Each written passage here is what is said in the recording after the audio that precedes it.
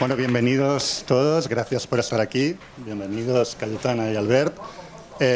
Yo no voy a hacer una introducción porque evidentemente todo el mundo conoce a Cayetana y Albert, todo el mundo sabe cuál es su currículum, así que no lo voy a recitar. ¿No se oye? ¿Ahora? Vale.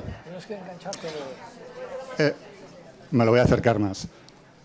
Lo que sí que voy a decir, ya que normalmente a Cayetana y Albert les alaban la libertad y el talento, yo les voy a alabar la valentía. Cayetana ha vuelto al PP en un momento difícil, creo que eso es una obviedad, cuando hay un partido populista que está batallando por los votos del PP y que amenaza con darse una noche de placer el 28 de abril a cambio de 4 años de abstinencia con Pedro Sánchez. No es un momento fácil y Cayetana ha sido muy valiente al volver al PP.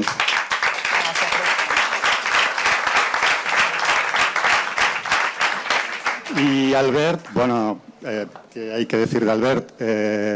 Albert ha luchado toda su vida contra los caciques, contra el franquismo durante el franquismo y contra el nacionalismo durante la democracia. Y sobre todo ha roto el velo de silencio que los regímenes caciquiles construyen a su alrededor a base de pelas, que es el verdadero hecho diferencial catalán, si me lo permiten. Entonces, bueno, es un placer estar aquí para moderar el debate entre ellos. Paso directamente a la primera pregunta. Yo lo que les quería preguntar es cómo hemos llegado hasta aquí. Como si cogiéramos un español de 1980 y lo hubiéramos dormido en 1980 y lo despertáramos ahora, seguramente le daríamos un susto de muerte. ¿Cómo se ha podido llegar hasta este punto? A ver, yo querría decir solamente una breve introducción antes de entrar en la... ¿Se me oye? ¿Sí? Sergio, ¿se me oye? Bueno, tengo esto aquí, no sé. ¿Ahora sí? ¿Mejor? Yo quiero darle las gracias a Albert Boadella, que ha sido, yo creo que para tantísimos de nosotros, desde luego para mí... ¿No se oye? Ya no sé qué hacer. ¿Voy a hablar así? Bueno, yo quiero dar las gracias a Albert Boadella porque es un referente para tantos de nosotros, un referente moral, un referente político, un referente intelectual. Es el gran español. Es lo que todos querríamos ser y todos querríamos que hubiera en cantidades y en masas en España. Personas libres, que asumen su responsabilidad, que combaten toda forma de totalitarismo, toda forma de intolerancia, que ha hecho de su vida una obra de arte, no solamente las que pone en los escenarios, sino su propia vida lo es. Y aquí está Dolors, su mujer. ¿Dónde estás, Dolors? Que no te veo, siempre está por ahí escondida. Gracias, Dolors. Y Albert lleva muchos años fuera de Cataluña, viven en Cataluña, pero en un exilio, digamos. ¿Cuántos años? Bueno, el otro día estuvo por primera vez en unos escenarios, en una obra magnífica de Bernard-Henri Lévy, pero hace muchos años se fue de los escenarios. ¿Qué pasa ahí? Está sonando algo, no sé si es una radio. ¿Cuántos años, Albert, que te fuiste? Pues desde el 2005. Bueno, pues saquen la cuenta. Son muchísimos años fuera de Cataluña en una forma de autoexilio, de exilio, ¿no? Y existe una España exiliada. Estos días se ha hablado mucho de la España vacía, de territorios de España donde falta población, pero también hay una España exiliada. y en Cataluña hay una España exiliada. Catalanes que se han ido de Cataluña por la opresión y el acoso del nacionalismo, catalanes que se han refugiado en exilio interior por el acoso del nacionalismo, catalanes que han ejercido también la autocensura por el acoso del nacionalismo. Y una comunidad que no admite a un Boadella es una comunidad exiliada de sí misma. Y por eso es tan importante y casi un objetivo moral, además de político, para cualquiera de los que nos dedicamos a esto, de un lado o de otro, del periodismo, de la política, la vida pública, es que personas como Boadella puedan ejercer, quieran ejercer su talento, su brillantez, su arte en esta comunidad. Con lo cual yo quiero entender este acto casi como un punto de inflexión en la historia de esta comunidad, como un regreso que supone un signo y una señal de optimismo respecto al futuro. Él no lo es. Él no es tan optimista como yo. Ahora vamos a discutir sobre eso seguramente. Pero quiero decir que el hecho de que él no estuviera aquí hacía que la libertad estuviera más lejos. Y el hecho de que él esté aquí es para mí una señal de que la libertad está más cerca. Así que se lo quiero agradecer con estos truenos de fondo, que son casi como una cosa preparada. De verdad, como verlo como un rayo de esperanza, como una luz, que es lo que es él para tantos de nosotros. Y a partir de ahí, ¿cómo hemos llegado hasta aquí? Pues nadie mejor que él para explicarlo. Estábamos entrando solamente en un comentario antes de venir aquí, mirando unos textos antiguos. Y Albert tiene unos textos, no solo la obra Ubú famosa, que todo el mundo conoce, de Pujol con los niños y los maletines, de hace 20 y pico de años, completamente, no visionario, sino que él veía lo que los demás no veían, ¿no? Sino textos escritos, por ejemplo, en el diario El País del año 94, hay uno que se llama El Virus, que es impresionante releerlo hoy, ¿no? Porque está todo ya ahí. Y ese texto acaba diciendo, y algunos de nosotros, como esto siga así, tendremos que pedirle refugio a Rodríguez Ibarra. Fijaros las cosas que han pasado desde entonces. Pero bueno, les dejo la palabra a Albert para que explicar cómo hemos llegado hasta aquí.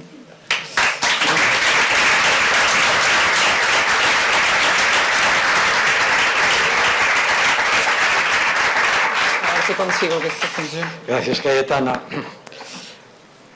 Bueno, yo también tengo muchas cosas que agradecer a Cayetana, como ciudadano de ese territorio. No se ha contado, pero ella, en el Partido Popular, antes de ofrecerle ser candidata aquí, pues le ofreció ser candidata a la Comunidad de Madrid. Cosa que, pues lo lógico es que ya lo tenía ganado, ¿no? Era mucho más sencillo, significaba poder ser fácilmente presidenta de la Comunidad de Madrid, por lo tanto, una vida política mucho más sencilla, sin problemas. Y ella escogió lo más difícil, lo más complicado, que sin duda venir aquí. Y el hecho de escoger este camino es enormemente significativo de lo que ella entiende como la ciudadanía, precisamente. Es decir, obviamente es una mujer que no ha nacido aquí, que es de muchas partes, no solamente de España, y que tampoco no habla esta lengua, que parece una lengua sagrada, o sacramentada, vamos. Y eso es un signo extraordinario porque significa un signo de apertura y de un sentido amplio de lo que es la ciudadanía española. Pero significa evidentemente muchos inconvenientes. Lo primero es que viene de fuera.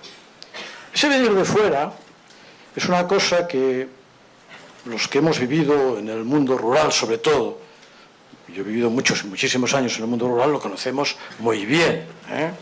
Yo recuerdo todavía cuando vivía en un pequeño pueblo que se llama Rupit, muy bonito, muy típico, entre las montañas, pueblo de 250 habitantes.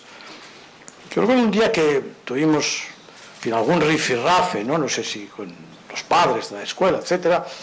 Y lo primero que siempre nos decían es: mai sereu d'aquí. Hacía 20 años que estaba allí, pero mai sereu d'aquí. Es una frase que impresiona porque, hombre, si me lo dice alguien de, en fin, no sé, de París y tal, pues la verdad es que me sabría mal. Está el Louvre, están estas cosas tan fantásticas, ¿no? Pero en fin, allí en el pueblo no había ni farmacia, ni servicios sociales, para llegar con la carretera realmente difícil.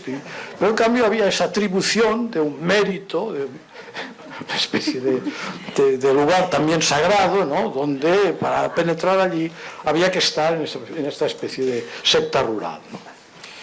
Es una reacción sin duda alguna, casi diría muy natural, forma parte de los impulsos humanos, ¿no? Esta necesidad de calidez de la tribu, ¿no? La tribu da esta calidez, es un poco incestuosa, pero es muy cálida la tribu, ¿eh? Y sucede en muchas partes, ¿no? Sucede, pues, en muchos lugares. Lo que pasa es que aquí se ha descontrolado, ¿eh? Este es el problema. Yo puedo poner el ejemplo de hace unos años, yo creo que era en 2007 o 2008, en Madrid, que hubo un grupo de gente de mi oficio, de mi gremio, que se quejaban por la cantidad de catalanes que estaban a la dirección de los teatros, etc. Había como una reacción diciendo, bueno, los de aquí, los de Madrid. Yo recuerdo que escribí un artículo diciendo, miren ustedes los compositores de zarzuela que han existido en España, sobre todo en Madrid, que han cantado en Madrid, pues el género chico. Mire cuántos son madrileños. Entre ellos, el que más y mejor había cantado, que era Amadeo Vives, él nacido a los pies de la montaña de Montserrat, y fundador, y hizo Doña Francisquita, que es una magnífica zarzuela y que además es muy apologética de Madrid. Pero quiero decir que estas son reacciones, digamos, naturales, que suceden en todas partes porque forman parte de nuestro impulso. Pero aquí realmente, pues, desde hace tiempo, y por muchísimos motivos, estaríamos mucho tiempo hablando de ellos, pues esto está descontrolado. Por eso yo quería leerles un texto que quizás conocen ustedes, pero muy corto, pero que vale la pena que se lo lea. Un texto del año 76 que dice así: el hombre andaluz no es un hombre coherente, es un hombre anárquico, es un hombre destruido, un hombre poco hecho, un hombre que hace cientos de años que pasa hambre y que vive en un estado de miseria cultural, mental y espiritual. Es un hombre desarraigado, incapaz de tener un sentido amplio de comunidad, a menudo da pruebas de una excelente madera humana, pero de entrada constituye la muestra de menor valor social y espiritual de España. Si por la fuerza del número llegase a dominar, sin haber superado su propia perplejidad, destruiría Cataluña e introduciría su mentalidad anárquica y pobrísima, es decir, su falta de mentalidad. El libro se dice La emigració, problema y esperança de Catalunya, editorial Nova Terra, 1976, firmado Jordi Pujol. 5 años después, este señor era presidente de la Generalitat de Cataluña. Y lo fue durante 23 años, ni más ni menos. Yo creo que esta es la explicación más sencilla. Es decir, un hombre que escribe esto, podemos entender cuál es su pensamiento y cuáles son sus ideas frente a lo que es, pues, la nación española, ¿no? Por lo tanto, estaba claro que este hombre, pues, haría una estructura política, social, económica y sobre todo de educación, medios y educación, que pues tiene que ver con lo que había escrito aquí. Y eso significa, pues, antes las generaciones se calculaban en 25 años, pues aquí mucho menos. Ahora yo creo que una generación son prácticamente 15 años. Esto significan, pues, 2 generaciones educadas así. Y hemos llegado así estrictamente por ello. Por complementar, ¿se va a oír o tengo que...? Se va a oír, ¿no? Comentar lo que dice Albert. Hay otra crónica maravillosa del año 1996 del diario ABC, una pequeña columnita del diario ABC de Andalucía, de Sevilla, ¿no? Pujol acababa de firmar los nuevos acuerdos de financiación autonómica y estaba haciendo una gira por España, porque eran unos acuerdos, como todos los de financiación autonómica, extremadamente beneficiosos para Cataluña, en contra de lo que siempre ha dicho el nacionalismo, de que se les ha robado, agraviado, maltratado, ¿no? Entonces estaba de gira por España y entonces fue a visitar el pueblo de Lepe, en Andalucía. Y le recibieron prácticamente bajo palio un alcalde socialista, Andalucía. Y llegó Pujol con Marta Ferrusola, como dos virreyes, al pueblo. La caravana, un poco Mr. Marshall, pero parando. Todo el pueblo salió a recibirles, el alcalde, los concejales, gran fiesta. Vinieron empresarios, según las crónicas del ABC de la época, de toda Andalucía para verle, escucharle, tocarle. Y Pujol se dirigió al pueblo andaluz en tercera persona, como hacía él. ¿A qué ha venido Pujol?, se preguntó. Y todo el mundo, oh. Y contestó Pujol, no, no he venido por los chistes célebres de Lepe. He venido porque me han dicho que aquí el cultivo de la fresa es tan extraordinario como en el Maresme, lo que fuera. Y se jactó y todo. Y las crónicas cuentan que el alcalde, literalmente, alucinó al ver a este hombre tan grande, magna personalidad. Se nota la importancia que tiene, la altura moral, el impresionante talla política de este hombre de Estado, ¿no?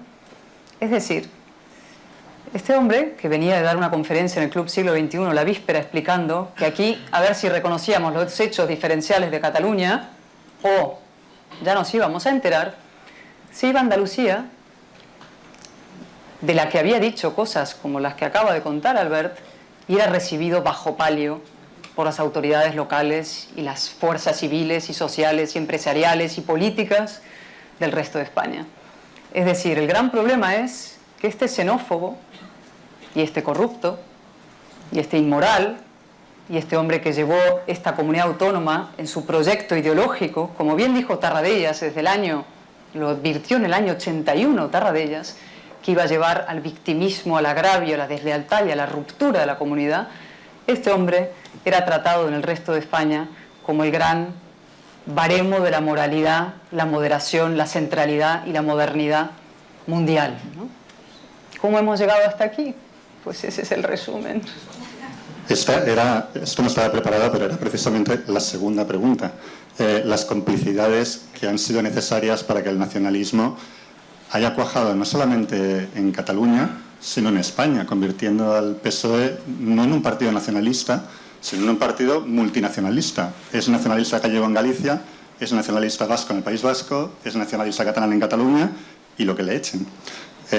Miquel Iceta acaba de prometer un referéndum en 10-15 años, lo ha dicho de una manera sutil, pero lo ha anunciado, 10-15 años, lo que a él le parece bien, y un 65% lo que haría falta para que Cataluña fuera independiente o tuviéramos que sentarnos a hablar de ello. ¿Habría llegado el nacionalismo a donde ha llegado sin la complicidad del PSOE o de la izquierda española? No, vamos a ver, es que esta comedia hace ya muchos años que dura, ¿no? Desde finales del siglo XIX. No, es que, claro, tenemos antecedentes históricos que parece que hemos olvidado, ¿no? Hemos olvidado a Macià proclamando la República Catalana, hemos olvidado a Companys posteriormente, ¿no? Y después todo el largo camino que va desde finales del XIX hasta la República, ¿no? El problema esencial es que el nacionalismo ya nace, o el catalanismo, vamos a ser claros, el catalanismo incluso, ¿no? Ya nace xenofóbico, ¿eh? Es decir, ya surge como algo en lo que nosotros, los de aquí, los de casa, pues somos mejores que los vecinos. Es decir, en aquel momento, estoy hablando de finales del 19, pues evidentemente un poco más rico sí, que en aquel momento era, y por lo tanto ya se miraba a España como una cosa cutre, menos higiénica, menos culta, y sobre todo menos rica, más pobre, ¿no? Por lo tanto, ya había un lado, en la salida del catalanismo, un lado xenófobo, un lado de establecer unas diferencias, la primera de ellas la lengua, ¿no? Pero después, aparte de la lengua, pues todas las diferencias siempre son para exhibirse ante el vecino, ¿no? Es decir, nadie dice, no, yo soy diferente porque soy más burro que el vecino. Este todavía sería un nacionalismo para apuntarse, ¿no? Somos los más burros de Europa. Hombre, pues es un nacionalismo interesante, ¿no? Pero siempre está hecho al revés, precisamente, ¿no? Y eso lo inicia un hombre como Cambó, gran personalidad, un hombre culto, un político que cree que es posible la convivencia de este catalanismo con el conjunto de España, ¿no? Y participa incluso en los gobiernos de Alfonso XIII, ¿no? En un momento dado, pues incluso fue ministro de Hacienda.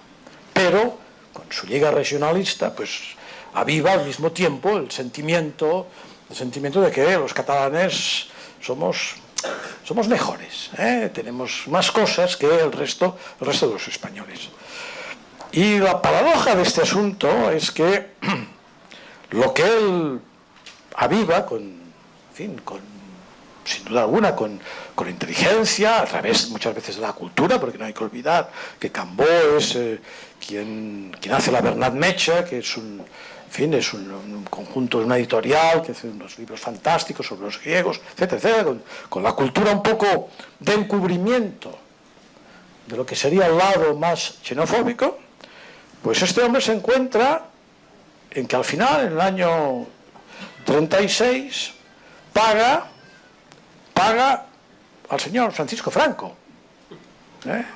Es decir, que lo que él ha creado se le vuelve en contra. Es decir, él pues ha atizado el incendio y el fuego se ha vuelto incontrolable de tal manera que un poco más lo incendia él, porque claro, si lo hubieran cogido en el año 36 lo hubieran fusilado. Por lo tanto se va con Franco, ¿no? Posteriormente se dice que en el año 38, cuando entran, o ya 39, cuando entran las tropas en Lérida, pues él llora, es decir, la esquizofrenia, ¿no?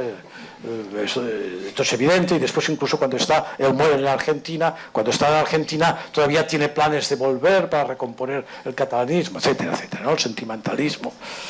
Quiero decir con ello que esto no es nuevo, y esto seguramente pues ha hecho que en la transición se pensara que había que restituir a Cataluña toda una serie de cosas, ¿no? Entre ellas, naturalmente, la Generalitat, el presidente de la Generalitat, el Parlamento, etcétera, etcétera, porque existía el complejo de que a Cataluña se le habían arrebatado las instituciones, olvidándose de lo que hicieron estas instituciones. Es decir, de lo que hicieron estas instituciones en la República, entre ellas un golpe de Estado como el del señor Companys, ¿no? Pero la historia parece que no sirva de nada, y se vuelve a repetir. En la transición hay esta idea de que Cataluña es una víctima, y también el País Vasco, y hay que restituir cosas. ¿Pero víctima de quién? Uno se pregunta. Del franquismo, Cataluña víctima del franquismo. Y Almería, entonces, ¿qué debe ser? ¿No? O cualquier otra región de España, ¿no? Esto es una falacia absoluta, ¿no? Pero este victimismo se ha sabido vender muy bien. Y en ello, pues el conjunto de los políticos del resto de España han caído perfectamente en la trampa. Perfectamente. O sea, desde aquí se ha vendido fantásticamente esta política del victimismo, y han caído todos. Empezando ya por Felipe González, y así encontraríamos los distintos presidentes cómo han ido cediendo a la política constante del chantaje, tanto por parte de los vascos como por parte de los vascos. Son más listos en el chantaje porque les ha salido a un precio mucho más alto, diríamos, ¿no? Tanto Hombre, han pagado un precio terrible que ha sido la sangre, pero económicamente les ha salido mejor que a los catalanes, por lo tanto son mejores maestros chantajistas, ¿no? Pero Pujol también pues, utilizó el mismo procedimiento, y yo creo que esto no hay que olvidarlo. La responsabilidad inmensa de lo que ha sucedido aquí es de los gobiernos de España. Es decir, se ha tolerado como a los niños mimados, pues que, en fin, que les dejas hacer todo y un día pues te queman la casa y a ti adentro, ¿no? Pues aquí ha sucedido exactamente lo mismo. Estos niños mimados que hemos sido, porque, en fin, hemos tenido pues, una situación económica, social, pues muchísimo mejor que muchas otras regiones españolas.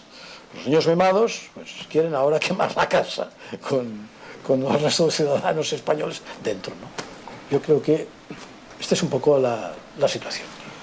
Sí, no, dos reflexiones al hilo de eso. Cuando has mencionado lo del franquismo, ¿no? Se ha negado que siempre ha habido muchas Cataluñas.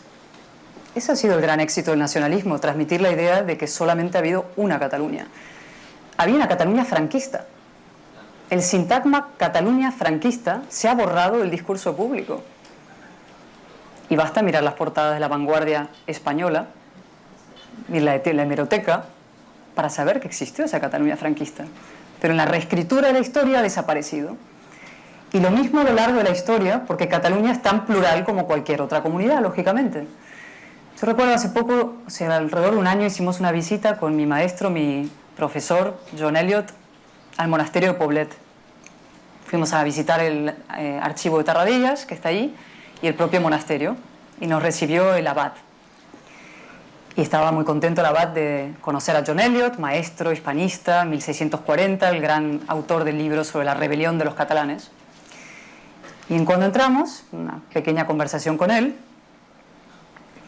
el abad se frotaba las manos y dice: señor Eliot, esto es como 1640, ¿no? Pensando Cataluña oprimida por el conde duque de Olivares, ¿no?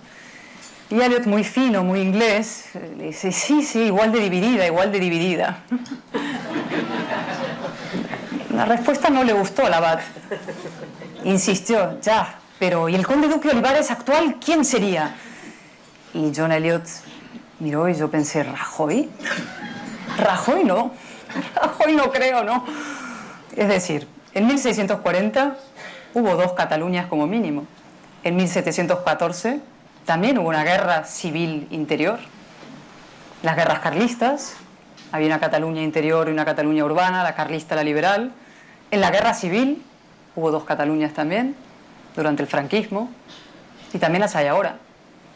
Y la diferencia es ahora que hay una que es demócrata, que sí cree en los valores de la ilustración, de la modernidad, de la tolerancia, de la democracia, que propone un país para todos, donde todos quepan, y hay otro trozo que no. Y no se puede decir que hay dos bandos equiparables, porque no son equiparables. Sánchez se presenta como el punto medio entre dos partes iguales, dos extremos. Es que no es verdad que haya dos extremos. Es que hay una parte demócrata y una parte que no lo es del todo, y que tiene graves problemas con la democracia, y que llena las instituciones públicas de lazos que son símbolos de opresión de la otra mitad, y que convierte la televisión pública en un órgano al servicio de la mitad para mofarse de la otra. Es decir, hay una mitad que no tiene interiorizados los valores de la democracia, y hay otra gran mayoría, diría yo, y creciente espero, que sí. Y segunda reflexión, sobre el papel de la izquierda, que es lo que planteaba Cristian, ¿no? El otro día, repasando un poco la historia del PSOE respecto a este asunto, la verdad es que deja mucho que desear. Es decir, todos los gobiernos, de derechas e izquierdas, han cometido graves errores sobre Cataluña. Se dijo una frase ayer que no gustó nada en alguna parte del mundo este nacionalista. Dije: cometimos el error de aceptar nacionalismo como animal de compañía. Pero es que algunos pusieron al animal a mandar y se sometieron a él y le dieron, digamos, la autoridad de repartir carnés, insisto, de moralidad, democracia y moderación. Y recordando hacia atrás, empecé a mirar ejemplos de eso, ¿no? Y recordé Felipe González, que hoy digamos, yo creo que ha aprendido de los errores. Decía el famoso meeting que dio con Nicolás Redondo Terreros en el año 2001, cuando se hizo un intento constitucionalista, de unión constitucionalista frente al separatismo, frente al nacionalismo en el País Vasco. En un famoso meeting en Baracaldo, que llovía, le dijo: Nicolás, no te equivoques, nuestros aliados son los del PNV, frente al PP, ¿no? Y luego Juan Luis Cebrián, que me lo contó en una entrevista que le hice hace tiempo, reconoció y admitió que el país dejó de publicar historias sobre banca catalana a exigencias de Pujol. La gran corrupción de banca catalana se escondió por presiones de Pujol. Y en esa entrevista él me dijo: sí, yo admito que fue un delito de leso periodismo. Y yo le dije: ¿y de lesa democracia? Y luego vino Zapatero, del que mejor ni hablar, de infausto recuerdo y atroz presente en Venezuela. ¿Qué vamos a decir de él? Y luego la larga historia del PSC, que conoce Albert mucho mejor que yo. La enorme esperanza defraudada de Maragall. La enorme estafa, en el fondo, que fue Maragall, que sí tuvo, a pesar de los números, digamos, es verdad, de la aritmética y de sus alianzas con Esquerra, pero que había supuesto el Maragall olímpico la esperanza de una alternativa moderna, ilustrada, abierta, culta para Cataluña, y que cuando por fin llega a la Generalitat se encarga de hacer un gobierno tan pequeño, cerril, cerrado y de fractura como los anteriores. Luego vino Montilla, qué decir de él, un señor que dijo: los tribunales no pueden juzgar sentimientos, que es probablemente la frase más grave del proceso y que la resume, ¿no? Y ahora tenemos a Iceta, ese gran defensor de la igualdad de los ciudadanos, ese hombre que es capaz de decir efectivamente que, oye, si hay un 65%, aquí habrá que buscar una manera de votar, y la ciudadanía de unos de otros, la igualdad de los españoles, la solidaridad, la libertad, todo eso, por la ventana. Y que añade una cosa todavía peor, que dice: en 10 años lo que habría que hacer es cambiar la mentalidad de los españoles. O sea, ¿qué significa esa frase exactamente? Significa algo muy importante. Significa hacer de los españoles menos demócratas, menos ciudadanos, menos amantes de la libertad y de la igualdad de todos, y más dispuestos a aceptar los criterios identitarios, etnicistas y excluyentes y xenófobos como los que tienen que regir una comunidad. Eso es Iceta, y en eso se ha convertido el PSOE, y ese es el proyecto en el fondo de Pedro Sánchez. Diga lo que diga ahora sobre el no es no, porque su palabra no vale nada.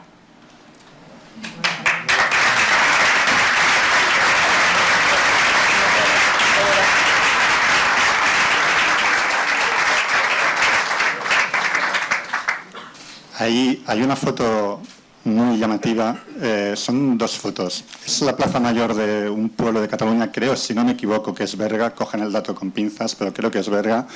De 2018, se ve la plaza completamente llena, esteladas en los balcones, lazos, símbolos independentistas por todos lados, miles de personas aclamando, pues, o pidiendo la libertad de los presos, aclamando a Torra, Puigdemont, etc. Esa misma foto existe desde el mismo ángulo, pero en 1960-65. La plaza igual de abarrotada, con otros símbolos, sí, dándole la bienvenida a Franco. Sí, sí, claro. Claro, eso te hace plantearte qué ha ocurrido en este pueblo. O han echado a todos los que vivían allí en el 65 y lo han llenado de independentistas, o aquí algo ha ocurrido. El punto en común es que esa gente que estaba tanto en el 65, cuando fuera, y en 2018, estaban lanzándole vivas a una ideología siniestra. Lo cual me hace preguntaros, ¿creéis que la Cataluña nacionalista es recuperable para una visión moderna de la democracia? ¿Es recuperable para la democracia? Bueno, lo que cuentas de Berga, te puedo decir también de mi propio pueblo, ¿no? Mi pueblo tenía el alcalde, hasta hace 12 o 14 años, el alcalde más antiguo de Cataluña. Eso quiere decir, obviamente, que... Predemocrático. Era predemocrático, ¿no? Y, bueno, pues cuando llegó la democracia, y se votó, lo votaron en mayoría absoluta, entonces se pasó a UCD, después se pasó a Convergencia, también en mayoría absoluta. Yo creo que estaba incluso ya dispuesto después a pasarse al PSC. No le dio tiempo porque apareció pues, un grupo de estos independientes, que los grupos independientes acabado siendo independentista, y ahora el pueblo, que votaba la mayoría absoluta, el alcalde franquista, que además para colmo, había hecho una estafa en un banco, había estado a punto de ir a la cárcel, etcétera, pues lo seguían votando, y ahora pues el pueblo vota un 95% independentista, ¿no? Hay algunos unos pobres ahí que votan Ciudadanos, hay algún voto de PSC y nada más, ¿no? Bueno, esto es lo que ha sucedido.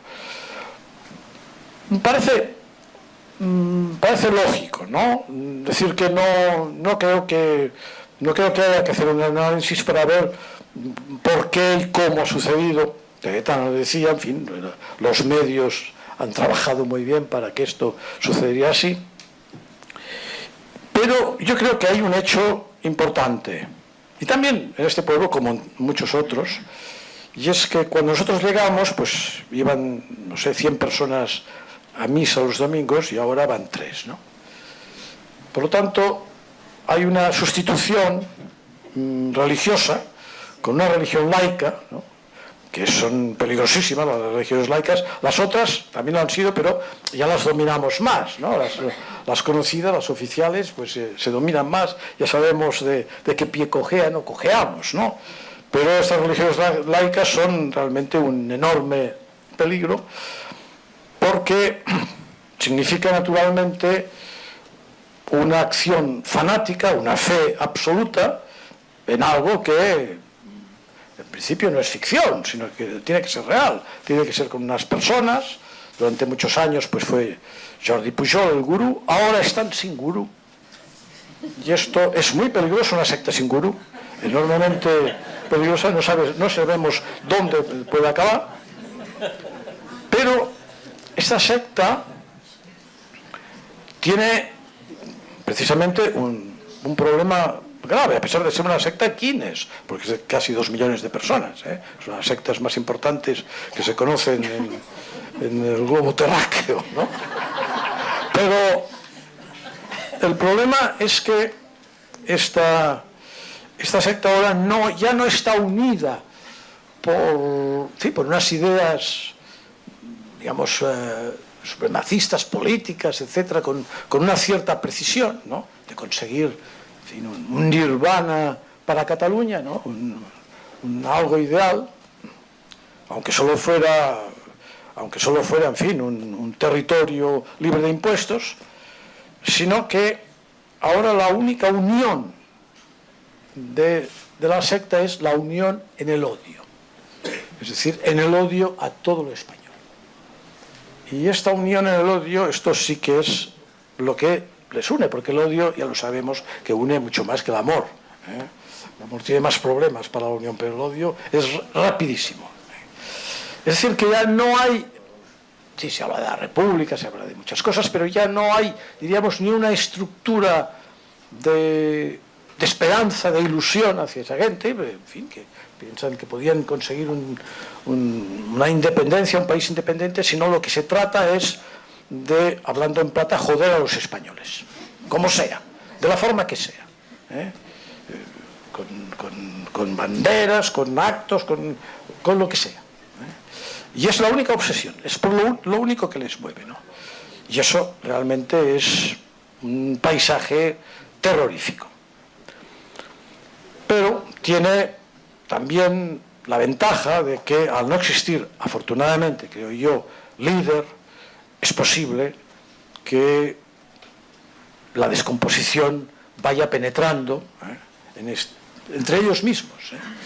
Durará muchísimo, ¿eh? durará mucho tiempo, pero es muy posible que haya una generación, y en eso confío, pues una generación que a lo mejor ahora tienen 7 o 8 años, ¿no?, que dirán a sus padres, pero qué mierda nos habéis metido aquí. ¿Pero qué no sabéis? ¿Dónde nos habéis metido? Yo al final de mi libro de Adiós Cataluña, que se hizo una reedición ahora hace unos meses, añadí 2 capítulos, porque el libro estaba estructurado en capítulos de amor y de guerra. Añadí 2 capítulos, uno de guerra y otro de amor. Bueno, el de amor, pues simplemente cuento que todo sigue bien, viento en popa, pero en el de guerra trato de acabar con una esperanza, y es un niño que vive delante de mi casa y que, en fin, sus padres pusieron allí un mástil con una bandera independiente, de forma que cuando salgo con el coche, cataclás, la tengo aquí delante en mis narices, ¿no?, la bandera de la estelada. Y después cuando nos cruzamos con sus padres, pues cuento que hacen un pequeño gesto así, como un tic que quiere decir buenos días, un poco críptico, ¿no?, el gesto, pero en fin, para no romper totalmente las relaciones diplomáticas. Pero el niño desde hace ya tiempo nos tiene una simpatía inmensa. Y eso es una esperanza formidable. Yo no sé si es porque le devuelvo la pelota, que a veces cae en el jardín y tal, pero siempre me mira y Albert, ¿no? Y también a Dolores, a mi mujer, Dolores, Albert. Y yo pienso, es una esperanza, ¿no? Porque a lo mejor es posible que este niño, pues, imaginemos lo que habrá escuchado en su casa, en la escuela de Verges, que está al lado, ¿no? Verges además es un núcleo del asunto realmente enfebrecido, seguro que habrá escuchado, pues, en fin, cosas muy agradables sobre nuestras personas, pero en cambio él mantiene esta gran simpatía. Pues yo confío en este niño, ¿no? Y en estos...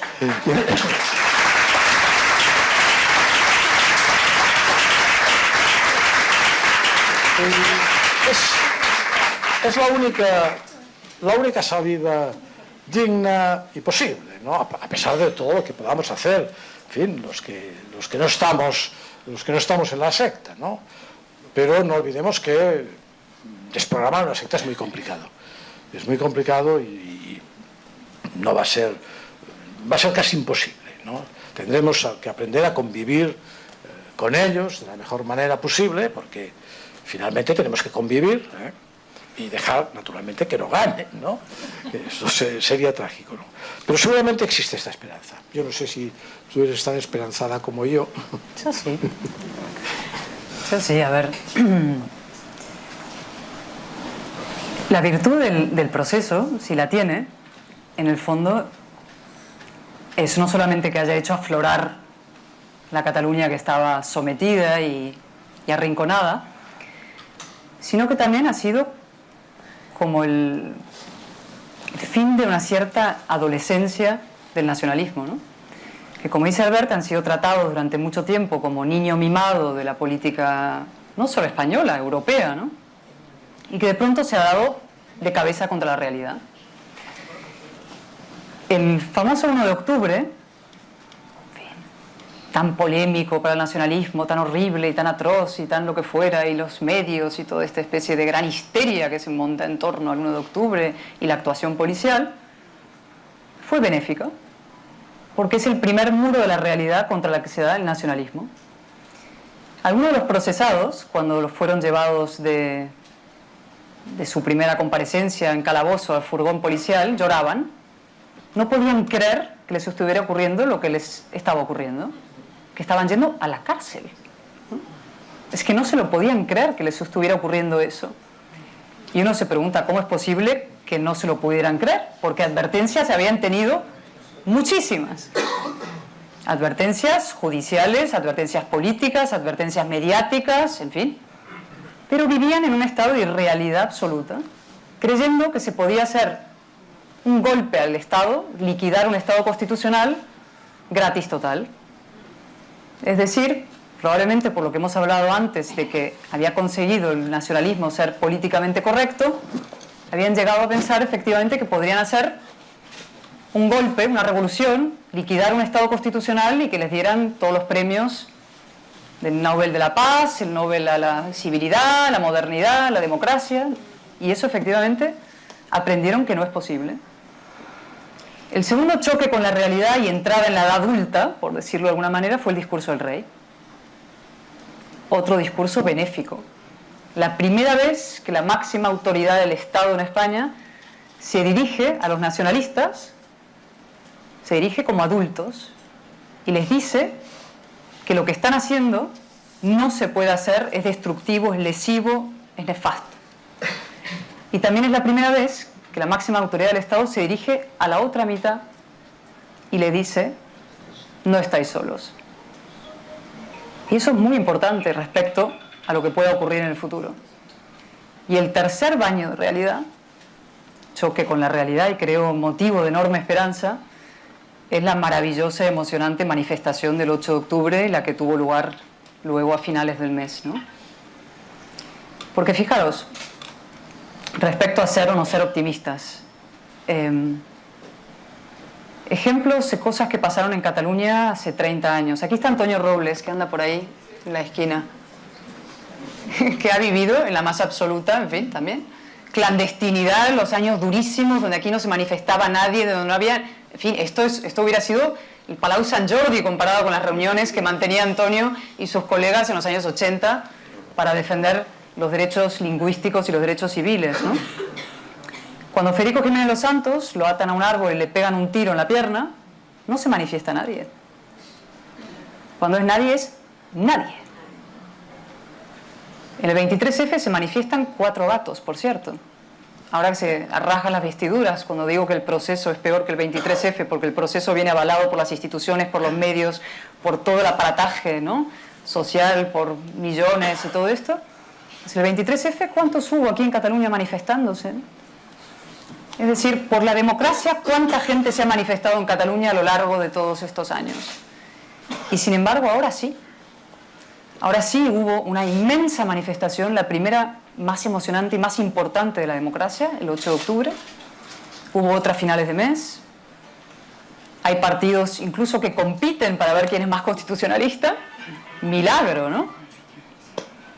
Y hay, creo, también la necesidad, evidentemente, desde la política, pero no solo desde la política, y eso es un mensaje, digamos, de responsabilidad colectiva, la necesidad de hacer esto de una especie de rearme de la democracia aquí.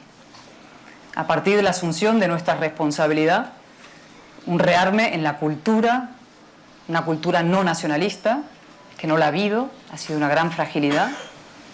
Medios de comunicación no nacionalistas, constitucionalistas, liberales en el sentido más amplio del término. Todo eso hay que promoverlo, todo eso hay que apoyarlo, todo eso hay que crearlo. Hasta un mundo empresarial no nacionalista, digamos. Todo eso está en el germen, está ahí, está por crearse, está por florecer, y a eso hay que dedicarse muchos años. O sea, la idea de que esto se va a resolver dentro de pim pam unas elecciones no es verdad. Y que esto se resuelve al golpe de un decretazo central, como proponen algunos, tampoco.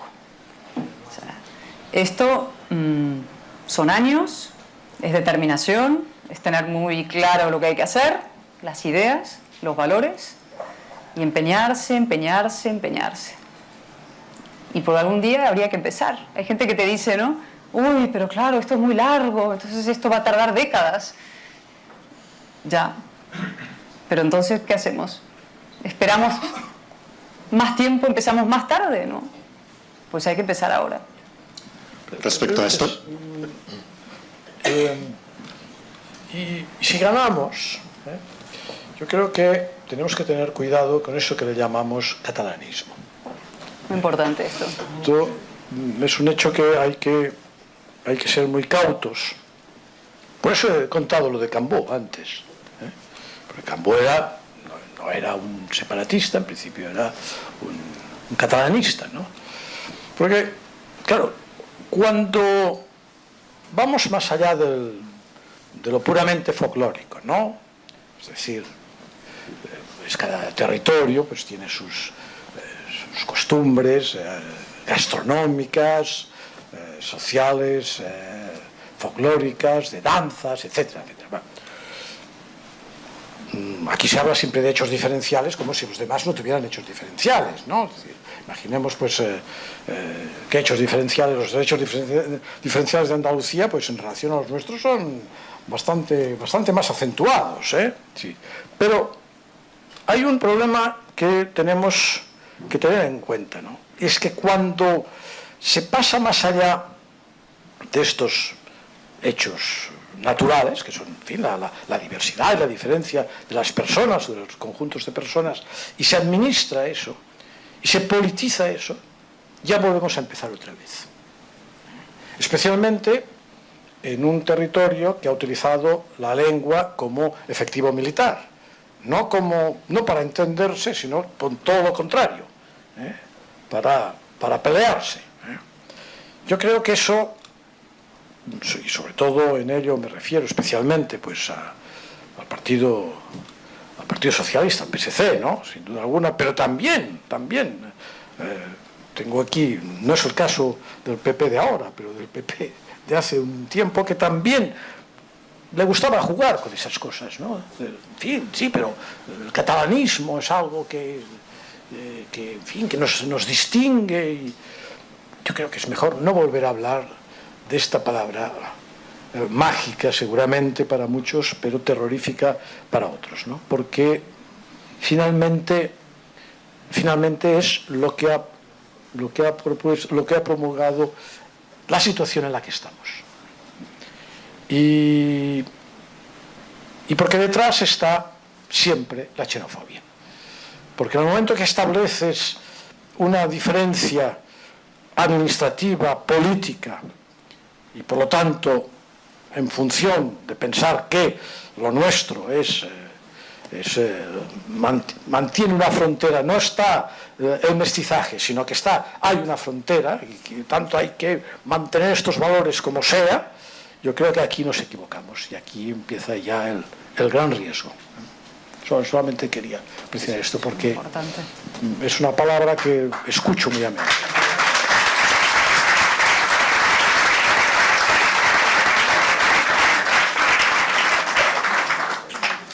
Hoy, no sé si los presentes han seguido hoy la sesión del juicio en el Tribunal Supremo, pero ha habido un momento muy llamativo, muy divertido. Andreu van den Einde, que es el abogado de Oriol Junqueras y de otros acusados, está interrogando a Policía Nacional sobre el referéndum del 1 de octubre y sobre la gente que está delante de los colegios y tal. Y le quería preguntar sobre los mediadores, que era gente que salía espontáneamente de la masa y se ponía a dialogar con los guardias civiles, pues a negociar con los guardias civiles, ¿no? Y entonces, por supuesto, Andreu van den Einde lo que quería era que el policía dijera que eran gente maravillosa, que habían intentado pacificar las cosas, etcétera.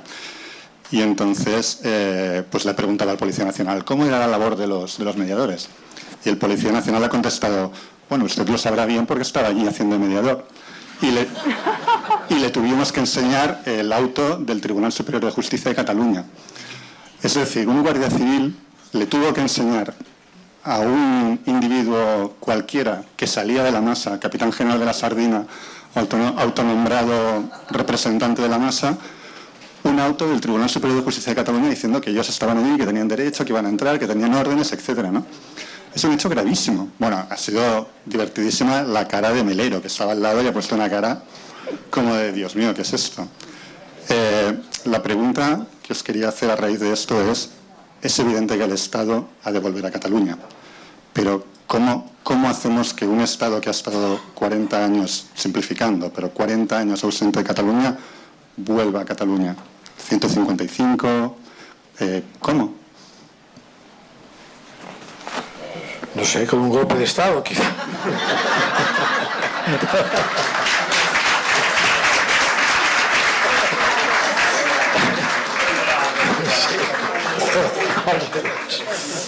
Bueno, yo creo que no sé, el 155 parece un poco el bálsamo de Fierabrás, ¿no?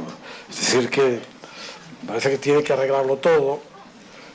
En fin, el que vimos aplicado no arregló nada, sino que lo enredó todo, además, ¿no? Porque hubo unas elecciones 3 meses después, lo cual sirvió para reforzar más la situación, ¿no?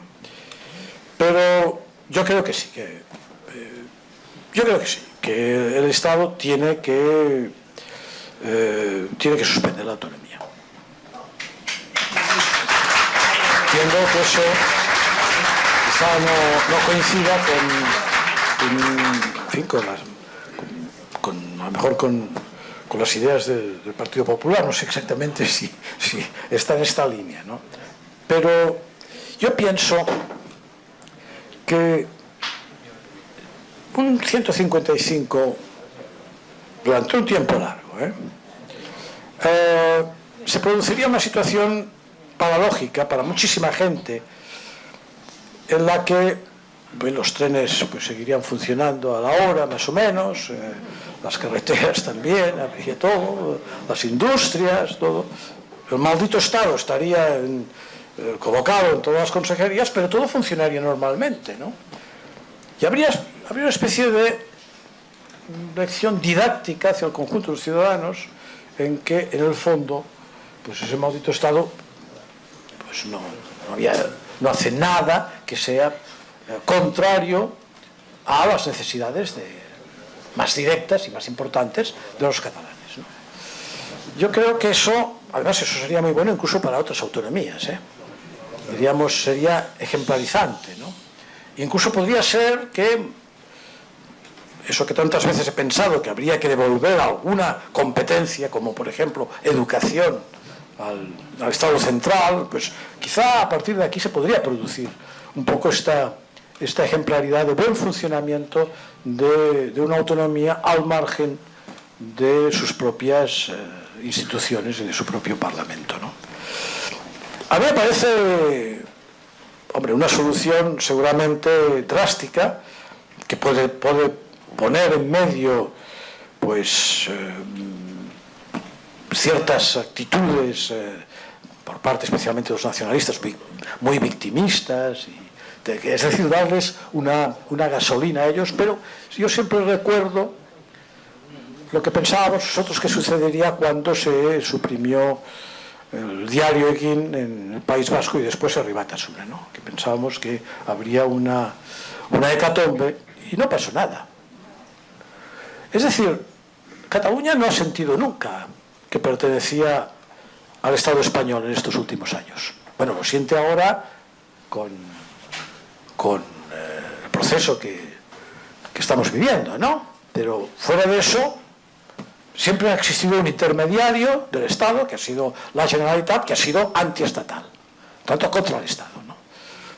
Y no se ha enterado de lo que es un Estado moderno y un Estado democrático.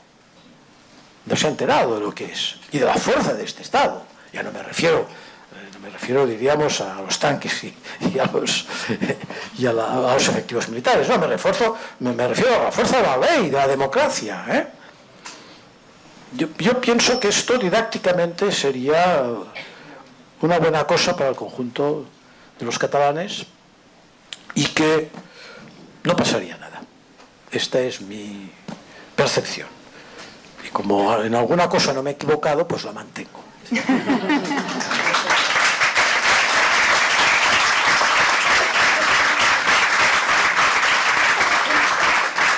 Yo creo que hay 3 planos en los que hay que actuar a partir de ahora y que son unos corto plazo y otros largo plazo, ¿no?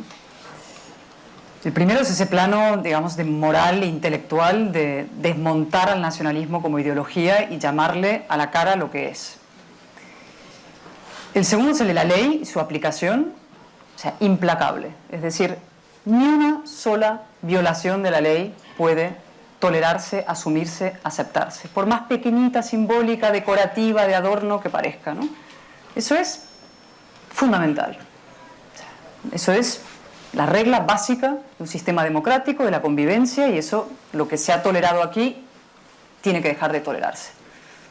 Es decir, los famosos lazos, no durante las elecciones que se quiten, ¿no? Estamos ahora todos pendientes que si la fijan durante el periodo electoral, ¿no? Eso es que no es tolerable en ningún momento, ni electoral ni no electoral, ¿no? Y luego está el proceso más de fondo, que va más allá de cualquier aplicación, digamos, de 155, o acompasado con, o al margen de, junto con, que es eso de la... que intento explicar de... es una palabra muy fea, pero que hay que utilizarla y a veces encuentra su sentido, que es lo de empoderar a los demócratas de aquí. Esa palabra que se ha mal usado o utilizado, bueno, viene del inglés, ¿no? Es una copia del empowerment probablemente que hemos asumido en el lenguaje, en la jerga posmo. Se utiliza sobre todo para el feminismo, pero que aquí encuentra su sentido. Es decir, hay que dar poder, en el sentido puro de la palabra, a quienes sí son demócratas. Esto puede parecer un enunciado como muy vaporoso, pero tiene una parte muy concreta. O sea, hablo del poder cultural, hablo de la fortaleza mediática, hablo del poder económico. Es decir, que toda esa parte que ha estado tapada por una costra nacionalista, digamos, es levantar la costra y que eso pueda florecer, expandirse, ir copando el resto de la sociedad de alguna manera, llenándola de democracia y de constitucionalismo, ¿no? Eso, claro, tiene en lo concreto cosas complicadas, efectivamente, en las aulas, las escuelas, el adoctrinamiento que no se puede tolerar, el tema de los medios de comunicación que no se puede aceptar. Bueno, hoy hay una noticia, ¿no? Hoy han sido procesados ya el director de TV3 y de RACU por el proceso por el 1 de octubre, ¿no? He dicho que todo golpe tiene su emisora, ¿no? Pero mucho más allá de eso, es decir, de las propias medidas concretas que uno puede tomar, está ese fortalecimiento de este otro espacio. El 155, efectivamente, como ha dicho Albert, ha sido demonizado, sacralizado, manoseado, utilizado, vilipendiado. Nadie sabe ni siquiera ya qué significa exactamente el 155, que en el fondo son nada más que 2 párrafos que permiten al Estado defenderse a sí mismo en un caso de agresión pequeña, mediana o muy grande, y que se puede aplicar de infinitas maneras. Se aplicó de una determinada manera en el año 17, ante la inmensa agresión que supuso un asalto al Estado constitucional, y se podría aplicar de distintas maneras en casos concretos futuros. Y las circunstancias dirán y dicen lo que tendrá que tomar el Estado, con una guía rectora, creo, esencial. Primero, que España es una gran democracia y un Estado de Derecho. Y segundo, que es fundamental que esa democracia y ese Estado de Derecho rijan y estén en vigor en cada centímetro cuadrado del territorio nacional, porque eso es lo que protege la libertad y los derechos civiles de todos. Donde vive Albert, zonas de Gerona que yo estuve ayer en Figueras, donde está Sergio, Santa María, hay zonas donde efectivamente el Estado no aparece, no existe, pero el problema no es que el Estado de España no aparezca, no existe, es que no viene lo que un Estado garantiza, que son los derechos y las libertades cívicas y civiles de todos los ciudadanos. Y eso es, digamos, el objetivo prioritario en estos momentos. La garantía de los derechos cívicos y ciudadanos en cada centímetro cuadrado de España, es decir, muy especialmente en Cataluña, porque es donde más están siendo atropellados y pisoteados. Y ese es el rector, ese es el objetivo. Y luego están todos los recursos a disposición del Estado constitucional para asegurarse el objetivo. Sin ningún complejo, sin ningún miedo, sin ningún, digamos, histeria tampoco, ni aspavientos, ni grandes, digamos, enunciados y titulares, como, ¿no?, grandes bravuconadas, simplemente con el objetivo de garantizar la libertad y la igualdad de todos.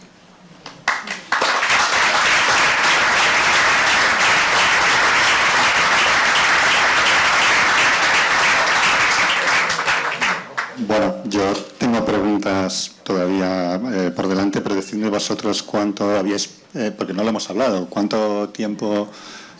¿Qué hora es? No me pongáis a mí la responsabilidad porque nos quedamos aquí hasta las 12. Bueno, ya me avisaréis vosotros. Si quieres, no sé. ¿Un par de preguntas? Venga. Vosotros conocéis muy bien Barcelona y Madrid y yo os digo mi impresión personal. Yo he vivido toda la vida, casi toda la vida en Barcelona, pero cuando vaya a Madrid siento que el ambiente es diferente al de Barcelona. Yo me siento libre. En Madrid no hay presión, nadie te pregunta de dónde eres, de dónde vienes. Me da la sensación de que es una ciudad más vital o que tiene más vigor en estos momentos económico, social, cultural, etcétera, y sobre todo que es una ciudad muchísimo más tolerante. ¿Estáis de acuerdo conmigo? ¿Creéis que Barcelona está en decadencia y que las tornas se han cambiado con respecto a la Barcelona y la Madrid de los años 70, por ejemplo? Bueno, yo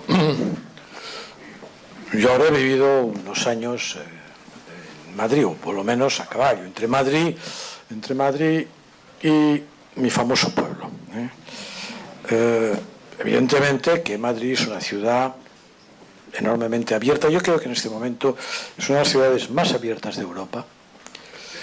En primer lugar porque yo creo que es la ciudad de los desarraigados, ¿no?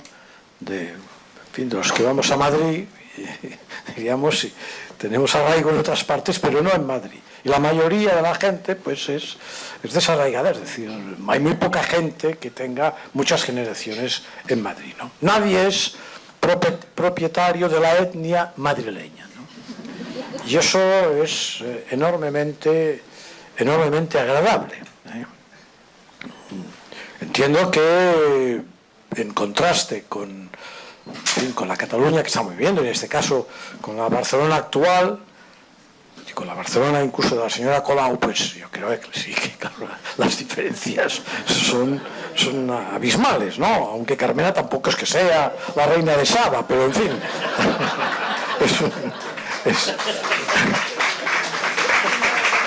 digamos que en Madrid funciona, tienes la impresión que estás en una democracia y estás en una ciudad donde todas las oportunidades, donde la comunicación es sencilla y es fácil, ¿no?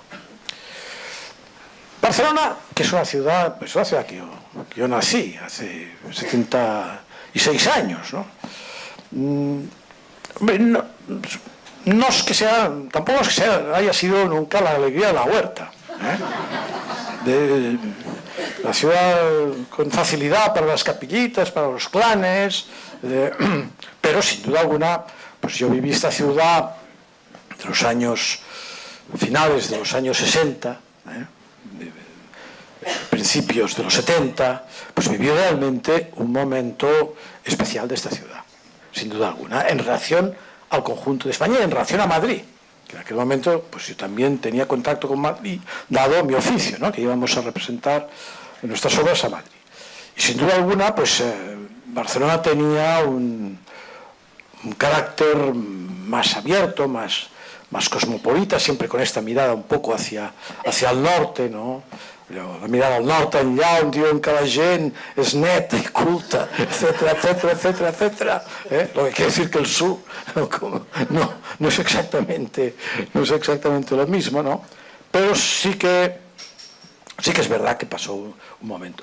Pero Madrid pronto recuperó la delantera, muy pronto, no solamente ahora, yo creo que ya en los años 80 y pico Madrid ya era una ciudad. Madrid, cuando se desmontó el franquismo directamente, lo que era todo el mundo cerrado y funcionarial del franquismo, pues rápidamente fue una ciudad muy, muy divertida y muy abierta, ¿no? Madrid de Tierno Galván, todo eso, pues. Sí, es una ciudad que aprecio muchísimo, porque además la gente me dice cosas amables por la calle, ¿no? Todo lo contrario de aquí. Y siempre cuento la anécdota, un día que cojo el AVE en Gerona, entonces paso por delante de la gente, que en fin, que están allí esperando el tren, unas miradas y con una sensación de no ser bienvenido, ¿no? Bueno, llego a Madrid, salgo del hotel y me encuentro un tío al otro lado de la acera y dice: ¡Boadella, ole tus cojones! Y yo pensé, mira, he llegado a la civilización, Este es Madrid en este momento, ¿no? Este es el Madrid actual. Y ciertamente, pues, es una ciudad donde ha funcionado la democracia, simplemente. Lo mismo que en Sevilla, lo mismo que en Zamora, que en Valladolid, que en muchas otras ciudades, ¿no? Es que aquí vivimos, en el fondo, un estado de excepción, como se decía en el franquismo. Es la diferencia.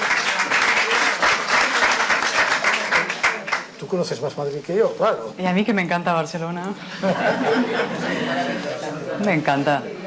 A ver, una cosa que me quedé pensando sobre tu pregunta anterior, ¿no? Me he quedado dándole vueltas porque es muy importante este asunto de explicarlo bien, ¿no?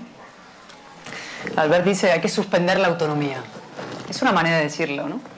Hay otra manera de decirlo y que creo que es más ajustado a lo que, digamos, al enfoque que yo creo ahora que hay que darle a esto que es devolver la autonomía a los demócratas de Cataluña.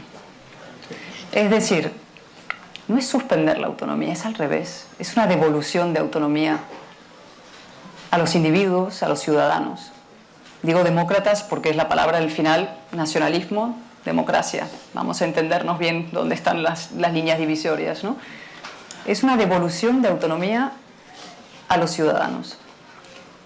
Y es una, por tanto, reducción, y si quieres, suspender va a ser muy difícil, digamos, hacer desaparecer el nacionalismo. Como tú decías, en todas las comunidades lamentablemente anida, digamos, el germen ese de la xenofobia, del miedo al otro, del victimismo, del agravio, está en el cableado humano, ¿no? Científicamente está en nuestro cableado. Pero sí puedes reducir la autonomía del nacionalismo y devolver autonomía a los demócratas. Y ese creo que tiene que ser el enfoque y el proyecto. Y ahora por volver a Barcelona-Madrid. Yo al final soy de adopción en todos sitios, ¿no? Nací en Madrid de casualidad porque me adelanté un mes y estaba mi madre en un pueblecito en Medinaceli, en Soria, y se puso de parto y vino el veterinario.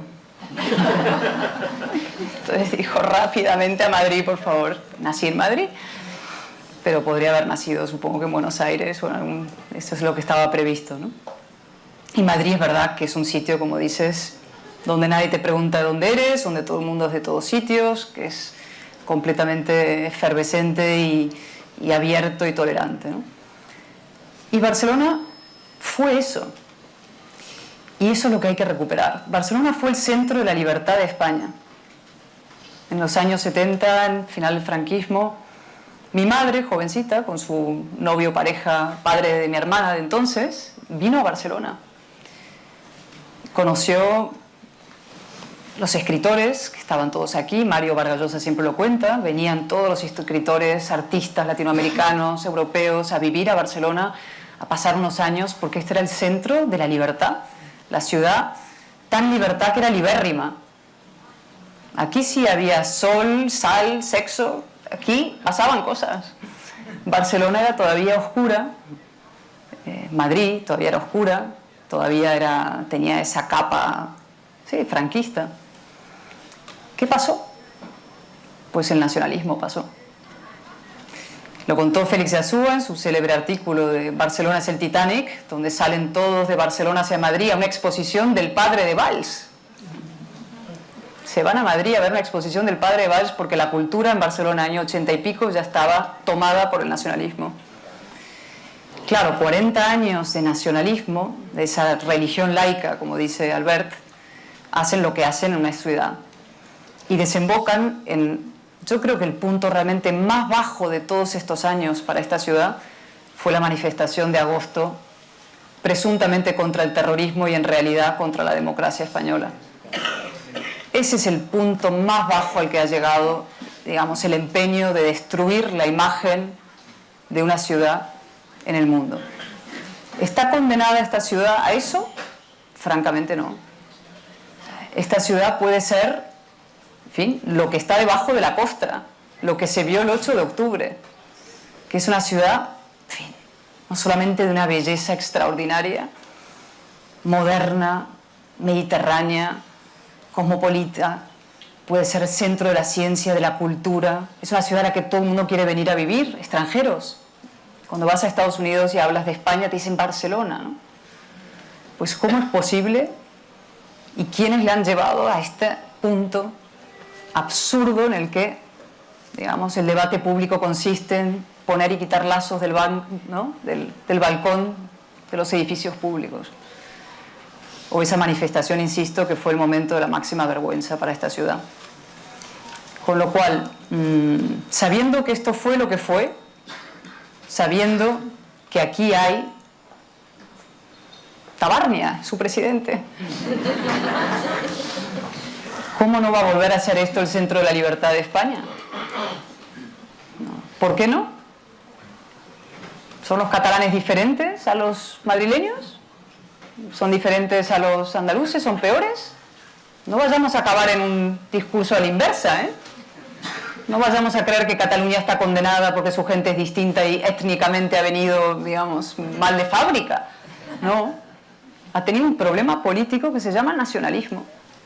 Y lo que hay que hacer es quitar nacionalismo y sumar constitucionalismo. Parece fácil decirlo, supongo que es más difícil hacerlo, pero bueno, por ahí van las cosas. La última pregunta que os quería hacer era en relación al auge de los populismos. ¿Vosotros creéis que esto es una moda más o menos pasajera que puede durar 5 o 10 años, pero a fin de cuentas una moda pasajera, o que es un nuevo estilo de hacer política que está aquí para quedarse y que es el síntoma de un cambio de paradigma o de una enfermedad de la democracia, digamos? El populismo tiene un auge cada vez mayor por los medios de comunicación. Es decir, los medios de comunicación, el populismo es lo que les interesa. Se vende más, es más espectacular, ¿no? Son soluciones drásticas, espectaculares, rápidas y por lo tanto existe un producto muy vendible, y en el momento en que vemos pues como las televisiones, ¿no? Y no digamos ya pues todo el mundo de los digitales, de las redes, etcétera, pues necesitan vender porque los problemas económicos son muy graves en estos medios, ¿no? Pues se agarran al populismo o hacen populista cualquier cosa de opciones que no son populistas, las convierten en populistas, ¿no? Es decir, cogen una frase, la recortan, la colocan fuera de contexto de tal manera que convierten pues, a partidos que en principio no van por el populismo, los convierten en populistas, ¿no? Y después, pues evidentemente sí, pues están, obviamente, pues han surgido dos partidos, ¿no? Podemos por un lado y Vox por el otro, que los llamamos populistas. Yo creo que son muy distintos, nada tienen que ver, vamos, no distintos, sino opuestos en relación a sus presupuestos ideológicos, ¿no? Pero que sí, que utilizan pues grandes frases, grandes promesas, ¿no? En fin. Pero yo tengo la impresión que, en fin, lo que dicen estos partidos tiene un techo, ¿no? Tiene un techo, porque hay un momento en que también el sentido común hace que la gente diga, bueno, sí, pero esto no se hará, ¿no? Es decir, que la espectacularidad de estos partidos se acaba cuando empiezan a gobernar el primer ayuntamiento, ¿no? Es decir, que su recorrido, a mi entender, por el momento es un recorrido limitado. Sí que ha desequilibrado el sistema político en España, sin duda alguna. Lo hemos visto en el caso de Andalucía y lo hemos visto en el caso de Podemos, ¿no? Pero yo creo que, por ejemplo, en el momento en que se compara Vox con Le Pen, pues es inadecuado. Creo que son dos cosas muy distintas, que nada tienen que ver la una con la otra, ¿no? Bueno, tienen que ver en la cuestión de la discusión migratoria, pueden tener que ver con ciertos rechazos a Europa, sobre todo Le Pen, no es el caso de Vox, sobre todo tienen que ver con el lenguaje, ¿no? Esta forma de hacer política espectáculo en el fondo, ¿no? Y prometer cosas que todo el mundo sabe que no se van a cumplir, pero aunque lo sepa todo el mundo, eso quiere decir que no les voten, ¿no? Cuando veo las encuestas que hay en este momento, que espero que sean falsas, pues la confianza sobre lo que piensa la gente, o la mayoría de la gente, pues es muy limitada, ¿no? Entonces es lógico que estos partidos puedan tener una evolución importante. En el caso de Podemos no la ha tenido. O sea, yo creo que tiene su techo ya muy limitado. El caso de Vox es distinto. Vamos a ver lo que sucede. En cualquier caso, insisto que los medios son los que hacen el populismo, por encima de todo, por intereses económicos, esencialmente. Ya no, ni ideológicos, porque si fueran ideológicos, creo que todavía habría alguna cosa auténtica, ¿no? No, son puramente económicos. Lo vemos en estas televisiones que hay en este momento en funcionamiento, en todos los programas, ¿no? Incluso la propia televisión española, ¿no? Tal como está en este momento, que, en fin, que está en los mismos niveles que Sexta, que Cuarta, que Quinta o que Novena, vamos, todas, es toda la realidad. Y bueno, populista, pues para populismo mayor que el nacionalismo no existe. Esto sí que es populismo, ¿eh? La venta que hace el nacionalismo, pues, en fin, de sus presupuestos ideológicos, esto es realmente el populismo llevado a los límites, ¿no? Y su televisión, la TV3, pues es el ejemplo de lo que es una televisión absolutamente populista, ¿no? Por tanto, engaña, miente y especula en función de unos intereses que ya no sé ni cuáles son, de dementes que son, ¿no? A ver, que hay una ola mundial, ¿no? Pero yo creo que las olas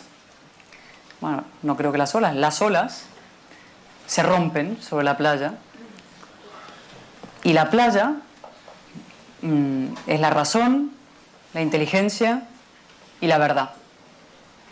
Quiero creer porque yo creo que, digamos, evidentemente el discurso de la demagogia, la basura televisiva, como la comida basura, tiene su público. Pero un rato. Y hasta cierto punto. O sea, yo realmente confío y creo que hay suficientes personas y ciudadanos que se respetan a sí mismos y que quieren que los políticos les digan la verdad. Y que saben distinguir entre los sentimientos, el cabreo, el enfado, el victimismo, el agravio, el cansancio, el estoy harto, ¿no? Ese estoy harto, de un argumento racional de lo que es posible, lo que es bueno, lo que es verdadero, ¿no? O sea, yo creo que tenemos que tratar a los ciudadanos como adultos y exigirles también a cambio que se comporten como tales. O sea, venderles mentiras sabiendo que esas mentiras van a agradar a sus sentimientos más bajos, no me parece un ejercicio político digno ni justo. Y hablaré directamente del caso de Vox, por ejemplo. Vox es un partido nacionalista. Como bien decía Albert hace un momento, el nacionalismo juega siempre con las pasiones y los enfados y los cabreos y las cosas. Bien. Vox hace una cosa que yo no comparto, por ejemplo. Hace muchas que no comparto, pero esta en especial.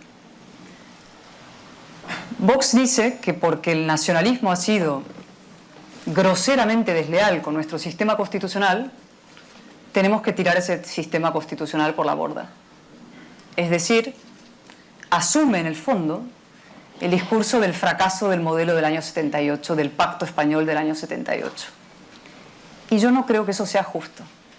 Y tampoco creo que sea viable lo que se propone de la sustitución total de las autonomías por un gobierno central, unitario, etc.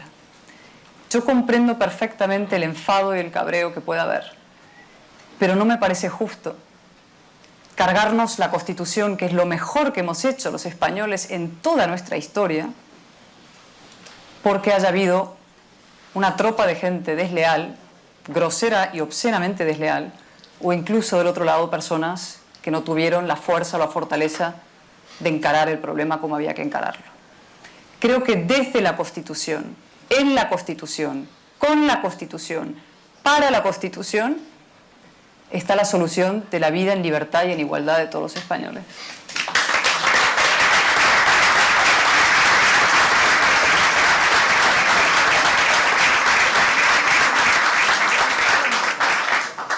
Y hay una palabra que es muy grande, así, pero que en la política creo que hay que volver a, digamos, ponerla en el centro del debate público. Se usa mucho, ¿no?, la mentira, etc., ¿no? Pero ¿qué es la verdad? Es decir, tratar a los ciudadanos como adultos y por tanto respetarles es decirles la verdad, sobre todo lo que se puede hacer y lo que no se puede hacer, los sacrificios que exigen determinados momentos de la historia, lo que van a costar y también las cosas buenas que van a venir. O sea, hablarles con la verdad.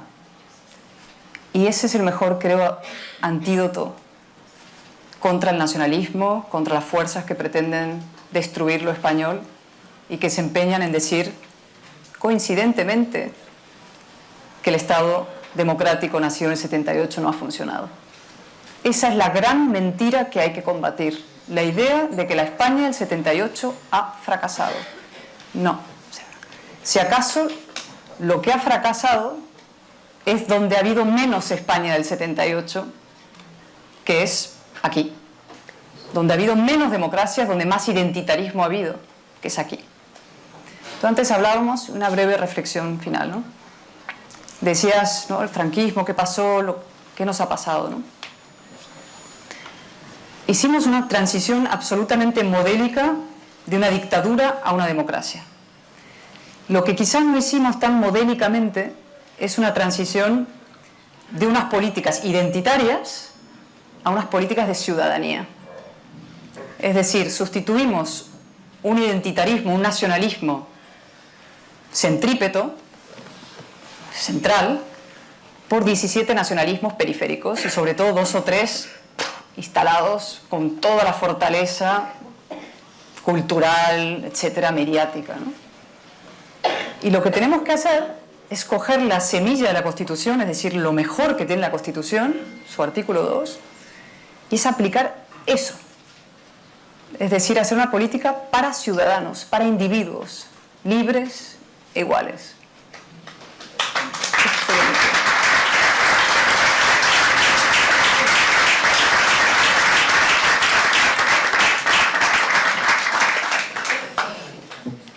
Y creo que nos van a echar ya de aquí. Pues muchas gracias. Gracias a todas las personas que están aquí.